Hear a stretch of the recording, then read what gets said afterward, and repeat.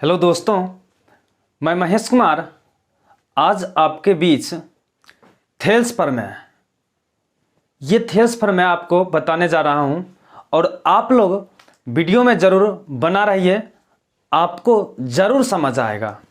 अगर नहीं समझ आएगा तो आप कमेंट सेक्शन में ज़रूर लिखिएगा। अगर समझ रहे हैं तो यस का जवाब, अगर नहीं समझ रहे हैं तो नो का जवाब देना। और ये वीडियो शुरू से देखना, तब जाकर समझिएगा, नहीं तो बिचवा में देखिएगा तो समझ नहीं आएगा। चलिए अब हम स्टार्ट करते हैं। वो थेल्स पर में क्या है? यदि किसी त्रिभुज की एक भुजा के समांतर, यदि किसी त्रिभुज की एक भुजा के समांतर अन्य दो भुजाओं को भिन्न भिन्न बिंदुओं पर प्रतिच्छेद करने के लिए रेखा खींचा जाए तो ये अन्य दो भुजाओं एक ही अनुपात में विभाजित होती है। बात क्या हो रहा है? त्रिभुज की बात हो रहा है। तो यहां पर बना लेना है त्रिभुज।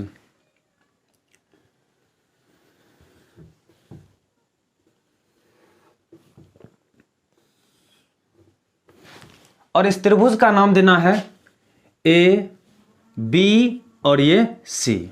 अब कहता है किसी त्रिभुज की एक भुजा के समांतर अन्य दो भुजाओं को भिन्न भिन्न बिंदुओं पर प्रतिच्छेद कर, कोनो एक भुजा ले लेना है और दूसरी भुजा को क्या करना है? प्रतिच्छेद करना है। तो देखिए ये और ये दोनों क्या हो गया? समांतर हो गया। भिन्न भिन्न बिंदुओं पर प्रतिच्छेद करने के लिए खींचा जाए तो भिन्न भिन्न बिंदुओं पर प्रतिच्छेद करा है, इसका नाम रखते हैं डी और इसका नाम रखते हैं ई।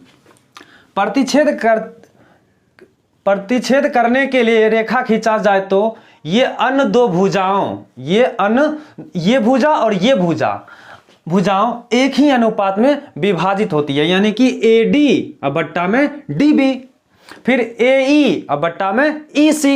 यही नहीं लेना है, ए डी बट्टा में डी बी और ए ई बट्टा में ई सी। हमें यही सिद्ध करना है। तो क्या करना है? मान लेना है। मान लिया कि त्रिभुज ए बी सी एक क्या है? त्रिभुज है जिसमें डी जो है ए बी को और ई जो है ई ए सी को क्या करती है? प्रतिच्छेद करती है। समझिए, फिर डी जो है ए बी को और ई जो है ए सी को क्या करती है? प्रतिच्छेद करती है। जिसमें डी ए बी को और ई ए सी को क्या करती है? प्रतिच्छेद करती है या काटती है। यहां तक कोई दिक्कत नहीं ना है। चलिए अब हमें सिद्ध करना है। सिद्ध करना तो क्या कहता है कि दो भुजाओं एक ही अनुपात में विभाजित करते। दो भुजाएं मतलब ए बी और क्या है? ए सी। तो जो इसका अनुपात क्या होगा? ए डी बट्टा में डी बी, ए डी बट्टा में डी बी अब बराबर ए ई अब बट्टा में क्या होगा? ई सी होगा ना। तो चलिए यहां तक कोई दिक्कत नहीं होगा। अब उसके बाद क्या करना? हमें रचना चलना है। रचना में क्या करना है? डी से डीएम लंब किस पर खींचा? एसी पर। डीएम, देखिए डी से डीएम लंब एसी पर खींचा, फिर ई से ईएन लंब ए बी पर खींचा। यहां तक समझ गए? फिर से समझिए, डी से डीएम लंब ए सी पर खींचा और ई से ईएन लंब ए बी पर खींचा। तो यहां बनाते हैं ई एन ना। चलिए तो वही बात लिख लेना है। डी से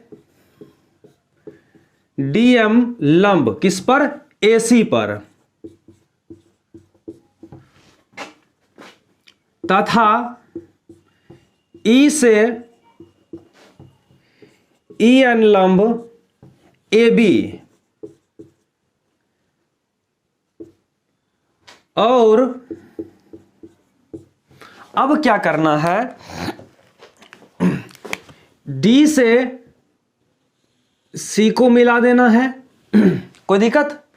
फिर बी को सी से मिला देना है, तो वही लिखें, डी से डी एम लंब ए सी पर तथा ई से ई एन लंब ए बी पर, और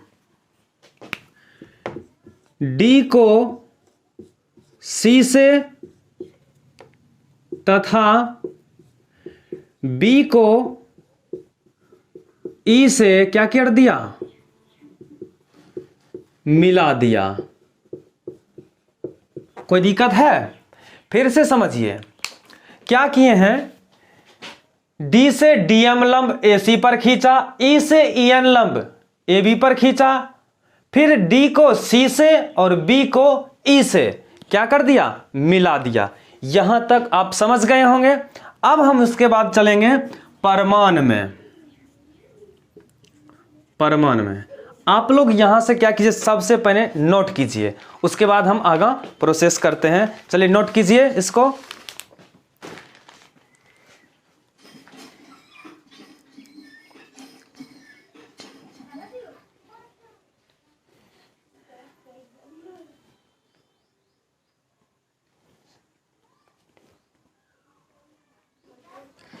चलिए अब हम परमाणु में क्या कर रहे हैं, आप लोग समझिए, ये परीक्षा में 5 नंबर पूछेगा। तो अब क्या करना है, त्रिभुज परमाणु में चलना ए डी ई में, यानी कि डायरेक्ट अब देखो ये समझो, ए डी ई का क्षेत्रफल, त्रिभुज ए डी ई का क्षेत्रफल, अब बट्टा कर देना है इस त्रिभुज का, यहां मिटा देते इसको, समझिए, डी डी बी ई का क्षेत्रफल, त्रिभुज डी बी ई का क्षेत्रफल। कोई दिक्कत है यहां तक? फिर समझिए, ए डी ई का क्षेत्रफल, डी बी ई का क्षेत्रफल, यहां तक कर लेना है। अब हमें ए डी ई का क्षेत्रफल में चलना है। तो त्रिभुज का क्षेत्रफल क्या होता है, 1/2 अगुने आधार। देखिए इस त्रिभुज में हम ये होगा AD, तो AD ले लेना है, अगुना लंब हो जाएगा इस त्रिभुज का लंब EN, फिर बट्टा में ले लेना है 1/2 अगुना इस त्रिभुज का, ये त्रिभुज ने DBE का क्षेत्रफल, तो आधार हो जाएगा ये इस त्रिभुज में, तो DB अगुना इसी ऊंचाई के ये त्रिभुज का ऊंचाई होगा EN। अब यहां से क्या देखते हैं, 1/2 EN और EN कट रहा है, तो क्या बचा, AD, अब बट्टा में DB, समीकरण मान लेना इसको फर्स्ट। अब उसके बाद क्या करना है, फिर चलना है। कोई दिक्कत है यहां तक? फिर में क्या करना है, अब चलना, यही त्रिभुज ले लेना है। अब त्रिभुज में इसको यहां से मिला देना है और इस त्रिभुज में चलना है, DCE में।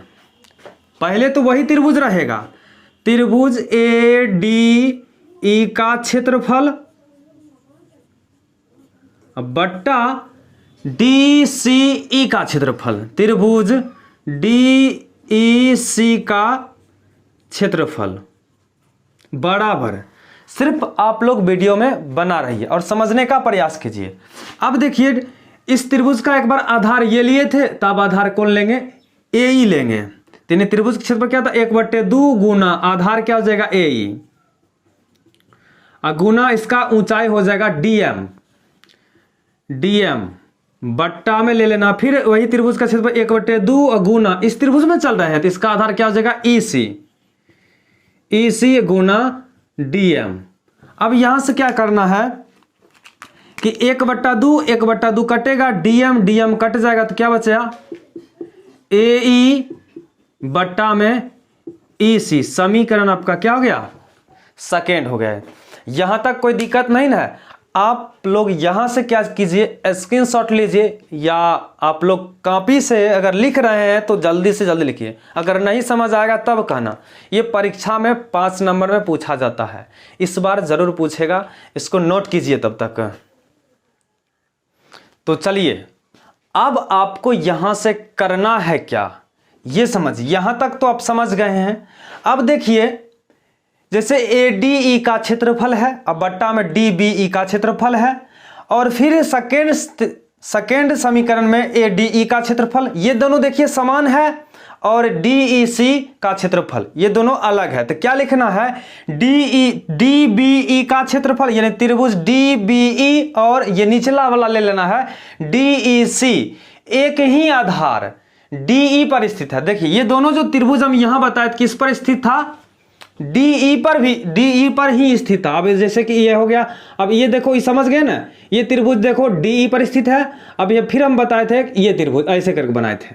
तो देखो दोनों त्रिभुज किस पर स्थित था, DE पर स्थित था ना, तो DE पर स्थित था, और समान समांतर रेखाएं, समांतर रेखाएं BC और DE, देखिए BC और DE यानी कि समान समांतर रेखाएं था ना हो, तो बीच में स्थित था। यानी ये BC और DE के बीच में कौन कौन सा त्रिभुज, DBE और त्रिभुज DEC क्या था, स्थित था। यहां तक कोई दिक्कत नहीं ना होगा। अब क्या करना है, फिर से समझिए, यहां पर लगाना, इसलिए ADE का क्षेत्रफल और इस त्रिभुज में देखिए ADE का क्षेत्रफल, दोनों समीकरण का ऊपर का त्रिभुज का क्षेत्रफल और इसका भी ऊपर का त्रिभुज का क्षेत्रफल, दोनों देखिए क्या है, बराबर है। तो बताइए निचल का भी क्या होगा, बराबर होगा ना, तो हो जाएगा। तो लिख लेना है त्रिभुज DBE का क्षेत्रफल बराबर त्रिभुज DEC का क्षेत्रफल। कोई दिक्कत है, ऊपर का वाला त्रिभुज का क्षेत्रफल और सेकंड वाला समीकरण के ऊपर का त्रिभुज का क्षेत्रफल दोनों जब बराबर है तो निचल का दोनों क्या होगा, बराबर होगा। अब यहां से करना है क्या, समीकरण फर्स्ट और समीकरण सेकंड से चलना है। लिखना है समीकरण फर्स्ट एवं समीकरण सेकंड से, समीकरण फर्स्ट और समीकरण सेकंड से। अब यहां फिर से समझिए कि ऊपर का वाला त्रिभुज और ऊपर का वाला त्रिभुज दोनों क्या है, बराबर है। तो निचलका वाला त्रिभुज और निचलका वाला त्रिभुज भी क्या होगा, बराबर होगा। तो इसलिए जब ये ऊपर का बराबर, निचलका बराबर, तो बताइए क्या AD/DB और AE/EC बराबर होगा या नहीं होगा, होगा ना। तो वही लिखे समीकरण फर्स्ट एवं समीकरण सेकंड से जब सब बराबर है तो इसका समीकरण का जो वैल्यू निकाला ये त्रिभुज का, वो भी क्या होगा, बराबर होगा। तो यहां जगह है, यहां पर लिख देते हैं, जब वो त्रिभुज बराबर, इसलिए क्या हो जाएगा, AD/DB बराबर AE/EC, यही आपका क्या हो गया, प्रूव्ड।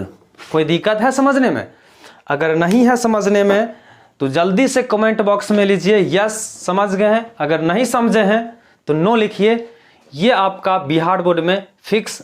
फिर हम अगला थ्योरम लेकर आ रहा हूं, तब तक इसको ज़्यादा से ज़्यादा लाइक और सब्सक्राइब जरूर कीजिए।